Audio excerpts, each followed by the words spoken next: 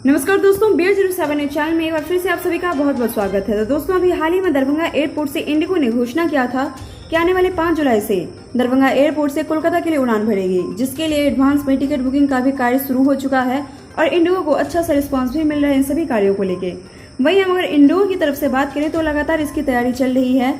Darbhanga airport पर Indigo के आने से पहले किस तरह से सुविधा तथा यात्रियों को किस तरह से दरभंगा एयरपोर्ट पर फ्लाइट तक लाया जाए, जो कि इंडिगो के बसों के द्वारा यह कार्य किया जाएगा। और ये सारा कार्य जोरों शोरों से अभी एयरपोर्ट पर चल रहा है और इसके लिए खबर मिल रही है कि आने वाले 2-3 दिनों में दरभंगा एयरपोर्ट पर कोलकाता से इंडिगो की बस आ सकती है। तो दोस्तों, हम आपको बताते चलें कि अब दरभंगा एयरपोर्ट पर 2 बड़ी कंपनियां आमने सामने है, जिसमें सबसे पहले स्पाइसजेट और दूसरी कंपनी इंडिगो है। हम आपको लगातार ये खबर बताते आ रहे हैं कि 2 कंपनी दरभंगा एयरपोर्ट पर होने से यात्रियों को इससे काफी अच्छा फायदा होगा और यात्रियों को अच्छी सुविधा मिलने की संभावना जताई जा रही है।